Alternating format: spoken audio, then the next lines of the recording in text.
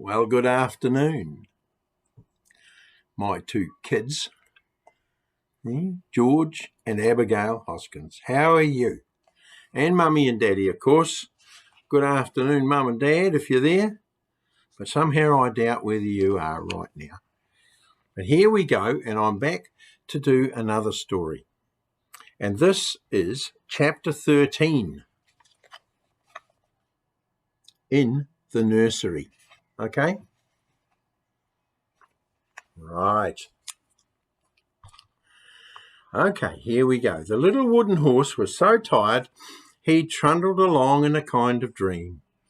He was almost too sleepy to notice the kind of welcome that was given him by the miner's wife and the baby's sister. All he wanted was a corner in which to sleep and rest his broken leg, which had fallen right out of the socket into which Uncle Peter had hammered it so carefully long weeks ago. By the morning he felt better and trundled out of the kitchen before anyone was astir to have a long drink at the trough outside the cottage. Before anyone was astir, that means before anybody was stirring up and getting out of bed in the mornings. How light and lively I feel this morning, said the little wooden horse, giving a skip on his 3 legs that would not have disgraced a lamb. It seems a horse can do very well on 3 legs after all.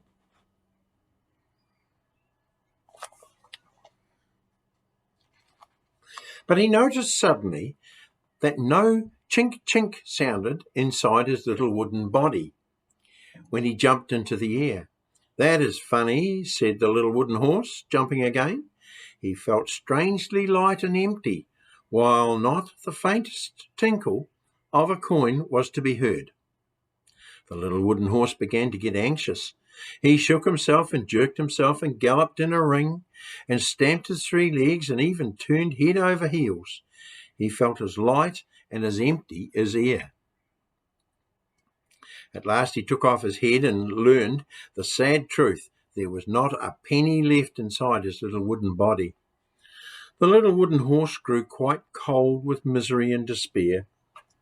He tried to think when he had his money last, but remembered how the coins had chinked when he limped home after the miner's boy and his father.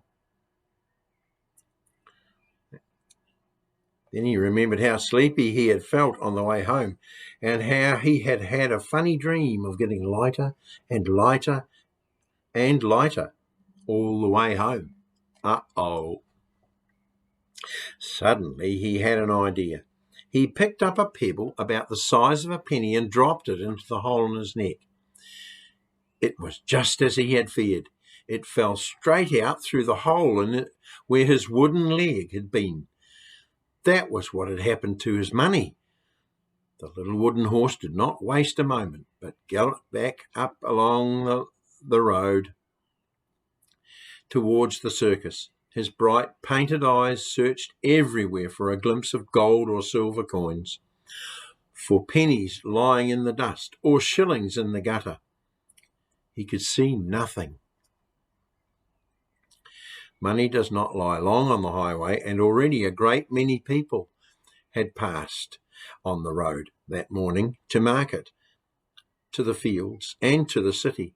Many people had thought themselves lucky and gone home richer than they set out because they'd found all the coins lying in a big long trail along the road. The little wooden horse found a sovereign at last, hidden in the dust under a dock leaf, while some way further on he discovered a penny. He kept the coins firmly clenched between his little wooden teeth, for he could not trust them again to the treacherous hole in his body. I suppose I am a lucky horse to find even so little of my fortune, said the little wooden horse. But when he thought of the gold and the silver and the riches that he had been going to take home to Uncle Peter, the tears came into his painted eyes, and he sobbed as though his wooden heart would break. I can do 2 things now, said the little wooden horse, as he wended his way sadly enough toward the miner's house. I can get a new leg for I have at any rate a sovereign to pay for it, and I can go back to the circus and earn some more money. Or I can go back across the sea to Uncle Peter, and when he has finished making the wooden horses, I shall ask him for the little rich girl, the 10 princes and princesses, and the circus master. We can maybe starve together.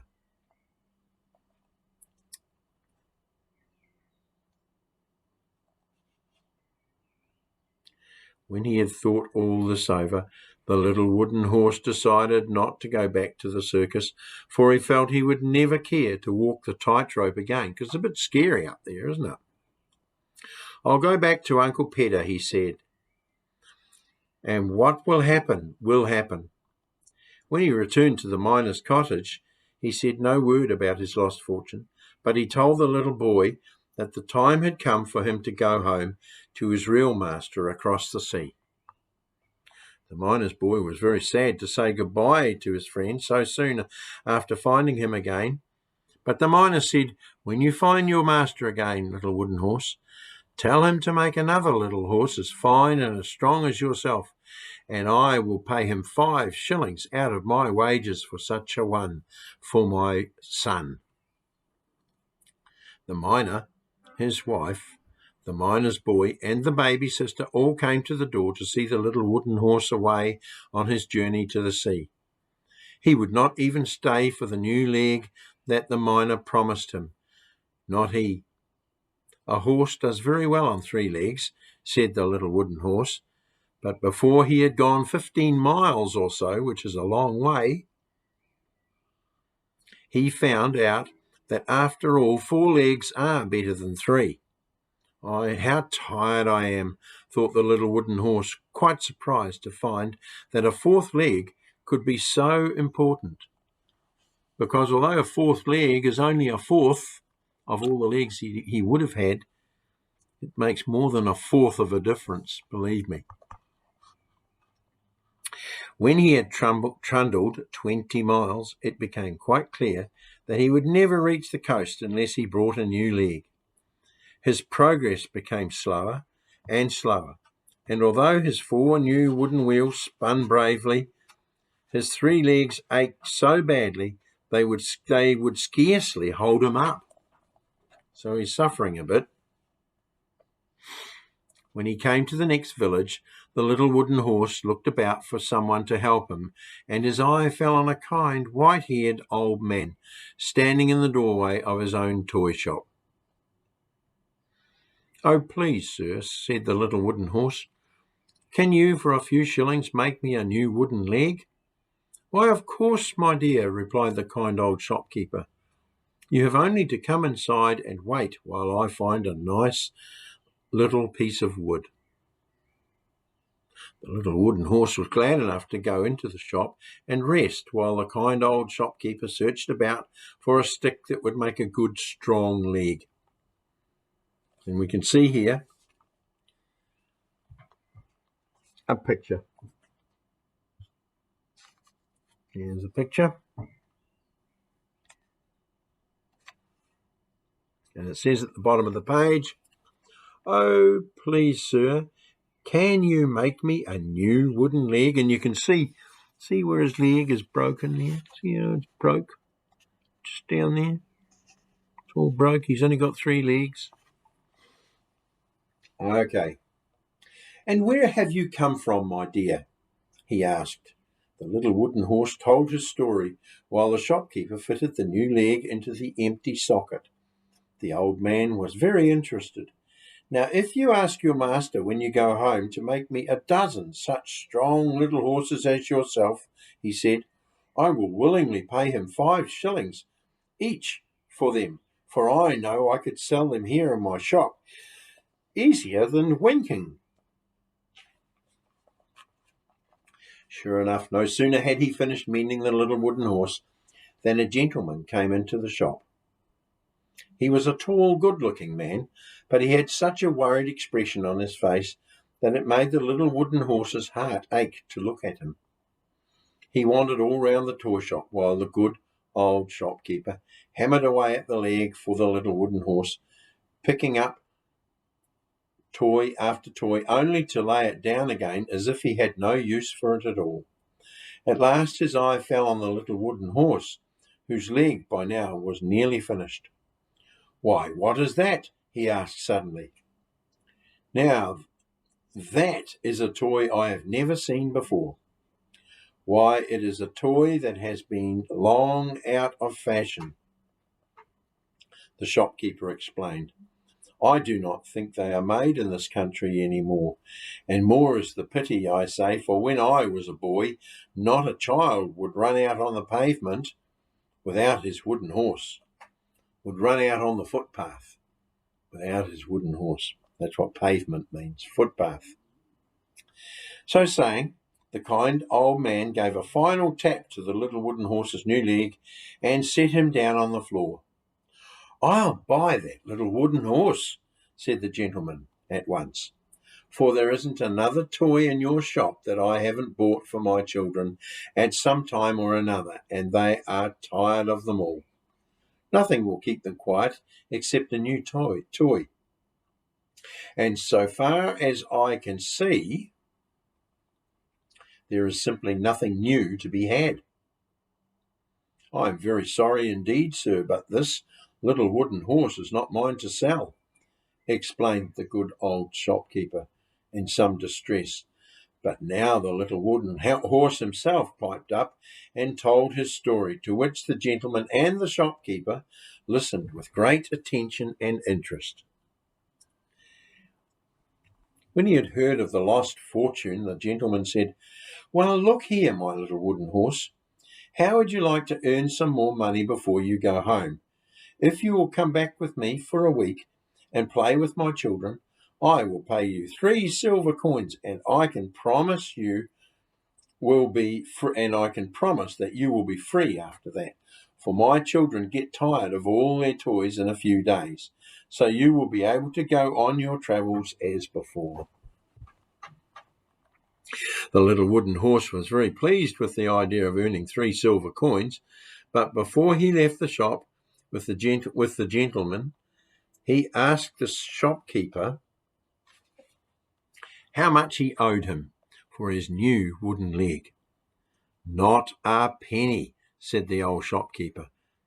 "What is a little piece of wood after all? But don't forget to ask your master to send me a dozen little horses like yourself when you get home, and I will pay him 5 shillings for every one of them." When he had thanked the old man over and over again, the little wooden horse left the shop and trundled down the street behind the gentleman who had bought him for a week. Presently they came to a house so full of noise that no one would have believed that all the doors and windows were shut. Children were shouting, crying, screaming, tins were clattering, drums banging, dogs barking. What a lot of noise, eh? Oh, that's fantastic. The gentleman who had bought the little wooden horse opened the door and went in, with the little wooden horse trundling behind him. And remember what trundling means? Trundling means rolling along on his wheels, just trundling along. No sooner were they in the hall than 5 or 6 children hurled themselves down the stairs, arriving at the bottom in a shrieking, kicking mass that gradually found its legs and clustered round the father. "What have you brought us, father?" shouted the 3 little boys and 2 little girls who had emerged from the tangle, who had emerged from the big ball of bodies at the bottom of the stairs, eh? "I have bought you a new toy," said their father gravely. "You must take it up into the nursery and be quiet." The 5 children fell upon the little wooden horse with shrieks of delight. They were shouting with happiness, all trying to pick him up at the same time. The little boys pushed their sisters, the little girls slapped their brothers, and trod on their hands as they tumbled on the ground. The little wooden horse was seized by his head, his legs, his wheels, his tail, and each of his 4 legs in turn. It was fortunate for him that all his joints were sound again, or he would have come to pieces in their hands. Wow. And there go all the kids at the bottom of the page there. You can see all the kids. See all the kids there looking at the little wooden horse. They're going to grab him shortly, and they're going to take him all upstairs. How different they are from the 10 little princes and princesses, thought the little wooden horse, as he was snatched from hand to hand. He remembered how politely the little brothers had looked after their royal sisters, how unselfishly the little princesses had given in to the princes. Presently, the eldest boy, Michael, snatched the little wooden horse out of the hands of his sister, Angeline, and with a howl of triumph bounded up the stairs toward the nursery. He took the stairs probably 2 at a time, I'd say, doing 2 stairs at a time. Angeline, who had just failed to kick his shins, followed him with Lavender, Roderick, and Benjamin shouting in the rear. Their father escaped to his own room with a sigh of relief and shut the door. She tried to kick him in the shins. Angeline tried to kick Michael in the shins. You know where the shins are? That's the bottom part of your leg. It's really sore when you get kicked in the shins, because your shins run from your knees down to your feet. Michael arrived in the nursery well ahead of his brothers.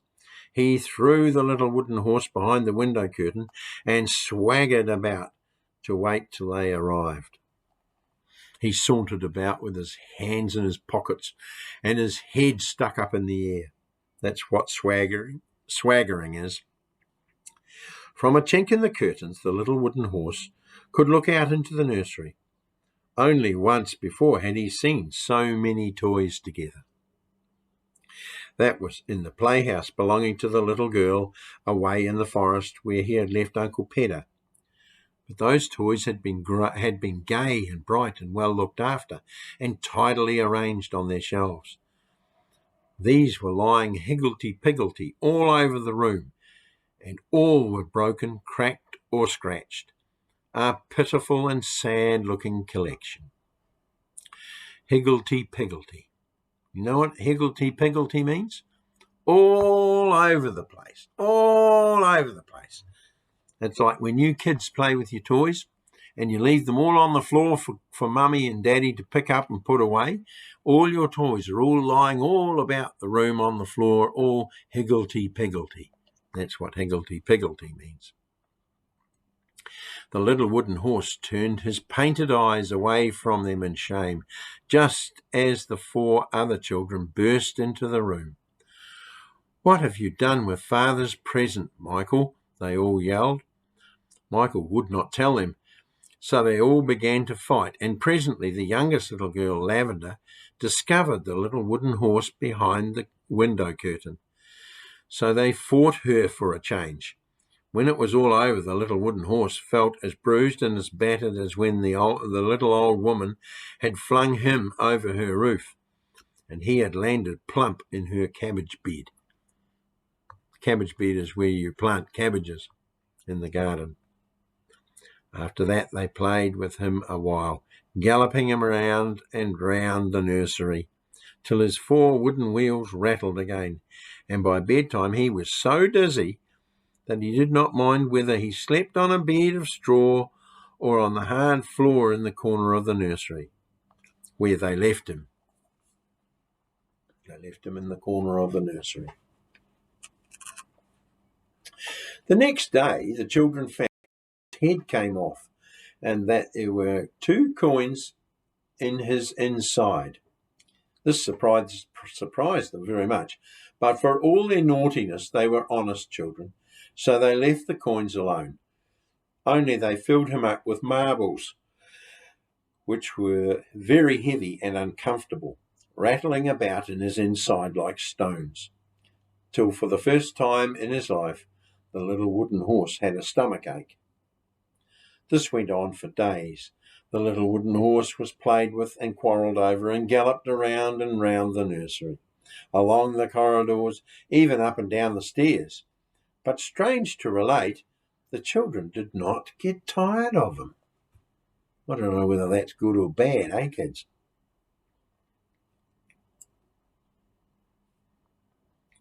They never went to their father now demanding new toys.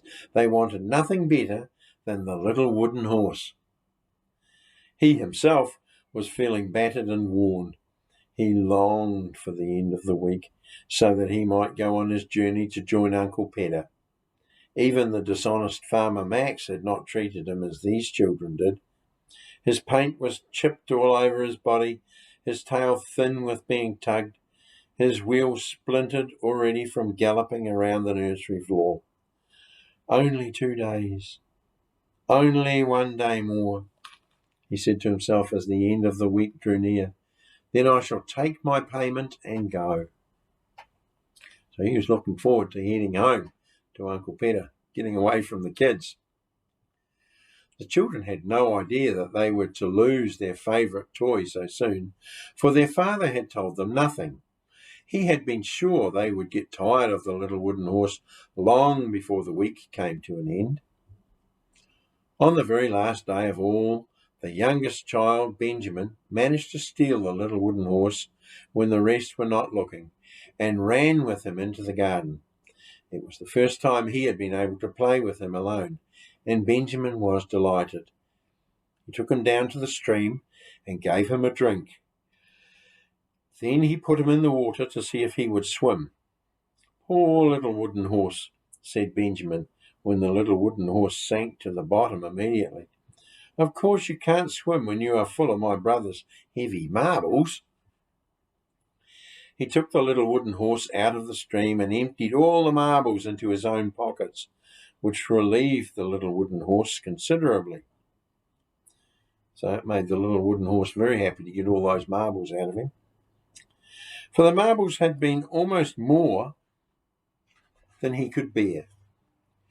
Benjamin then put back the 2 coins and screwed on his head, for he was an honest little boy.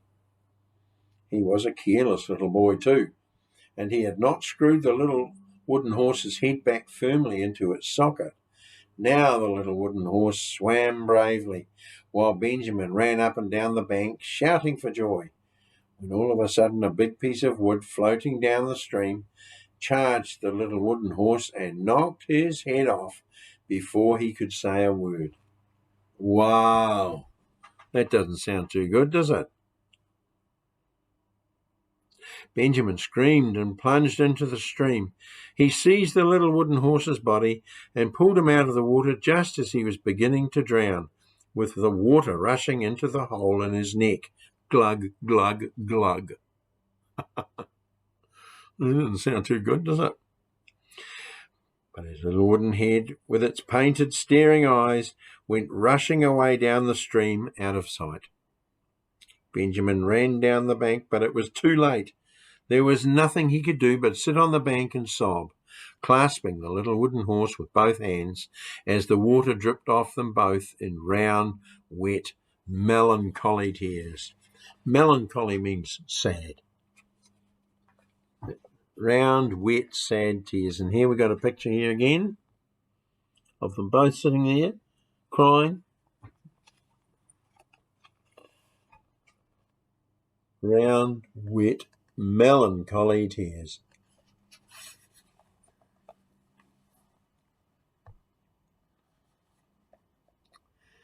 It was here that Benjamin's brothers discovered him when they came to punish him for stealing their wooden horse.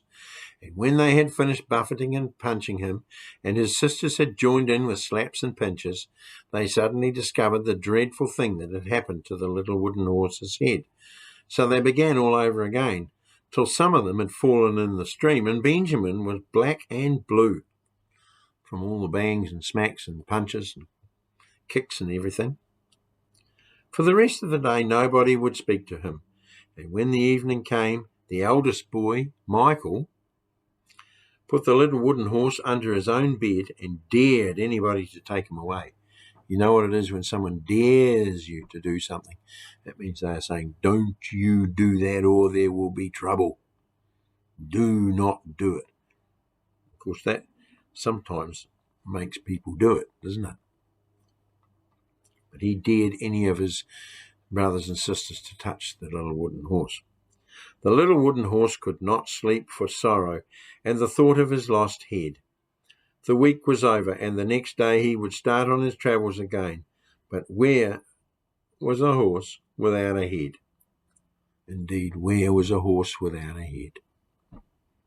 At last he became so miserable, he decided he could not bear to wait any longer.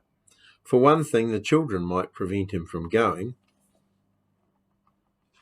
and for another, he was determined to have one more look for his wooden head by the banks of the stream before he set out on his journey home.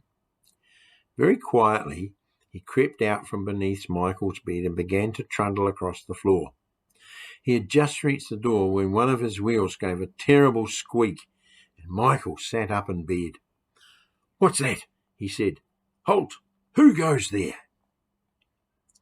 "What is it?" asked Roderick sleepily, waking up too.